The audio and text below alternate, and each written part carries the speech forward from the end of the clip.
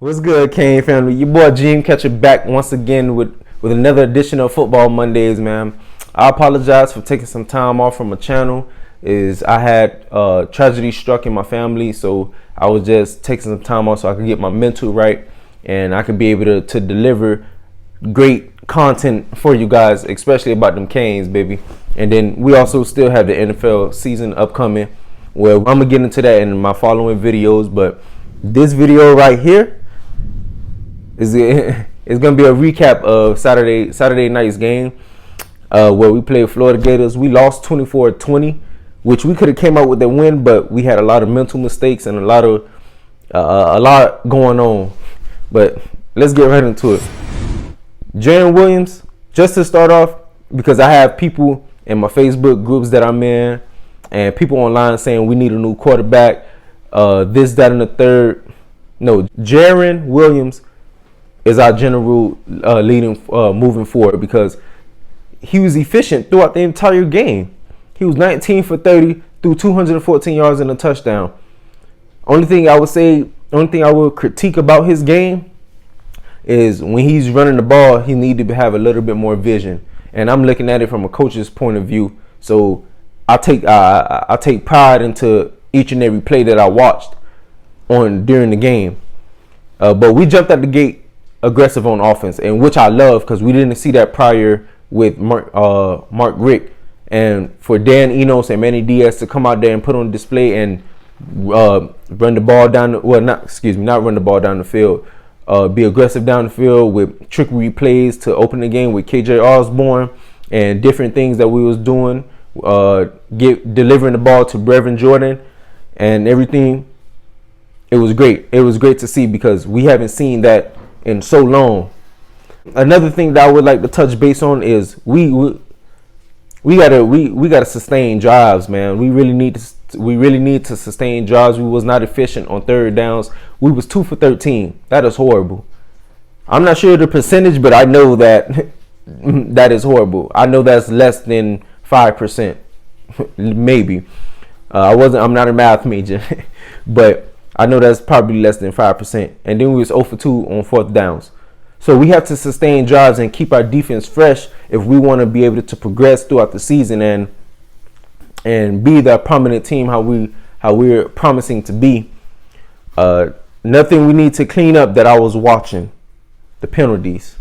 Then I'm going to talk about the penalties. Then I'm going to jump over into the defensive side of the ball and then so forth and so on. The penalties is really what killed us. A lot of mental mistakes. We had freshman O-linemen, 74 and 60. My two notable guys that I was watching. 60, he's a good run blocking tackle, but pass block he get beat very often when he going against a speed rusher because his heels is very hard on the ground. He's very heavy on his feet. So he had to get a little bit light on his feet so he could be able to kick, slide, and punch the edge rusher in the mouth.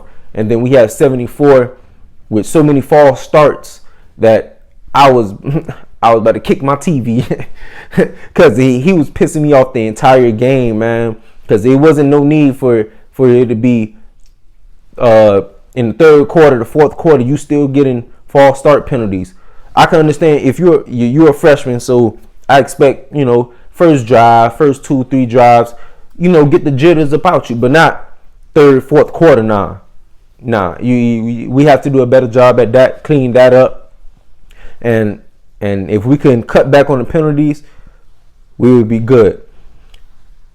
Now moving forward to the defensive side of the ball, we had a few hiccups here and there. One in particular when number one for Florida scored that touchdown for them.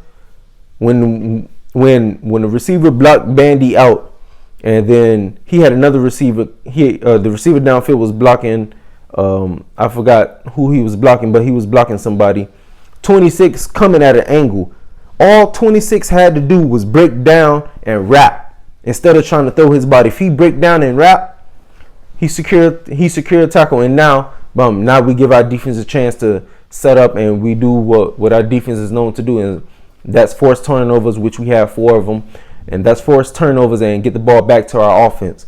If And then Al Blaze Jr., if he would have been aggressive, a little bit more aggressive at the point of attack and hit the guy, that would have slowed his momentum down. Now we have the speed enough to catch up with him, and we would have made the tackle. But that's neither here nor there. Number one made a hell of a play, and I give him credit when credit is due.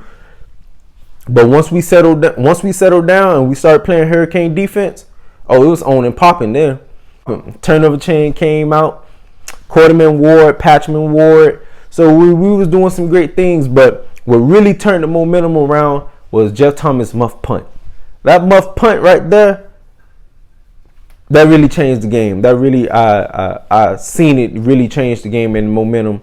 It seemed like it sucked the air out of us. But, we still went out there with DJ Dallas, scored a touchdown. And shout outs to him. That was a hell of a run that he did. But for the most part, we played a good team. And we was a good team, but I would say we was the better team. We just had a lot of mental mistakes. That Al Blaze Jr. penalty when Romeo Finley caught the pick. Why do that when he's down? No, ain't no need to do that. Just celebrate. If you're gonna talk trash, and then walk back to the sideline. That really hindered us and put us out of position to score the game-winning touchdown. But for the most part, we played a good team.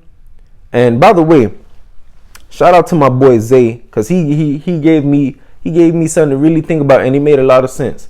Last season, we played LSU, a SEC opponent, to open the season, and they blew us out the water. This year, with a freshman quarterback, a freshman O-line, and we only lost about 4 points to an SEC opponent. So we're striving in the right direction, and we looking promising on if Jaron Williams continue to be efficient throughout the game, throughout the season, and he just make the necessary plays that needs to be made, and defense go out there and do what defense gonna do, and that's lead the nation in takeaways once again and play lockdown defense. By the way, Trajan Bandy is one of the best corners in the nation. But this your boy GM Catcher 305. Make sure to like, subscribe, and comment.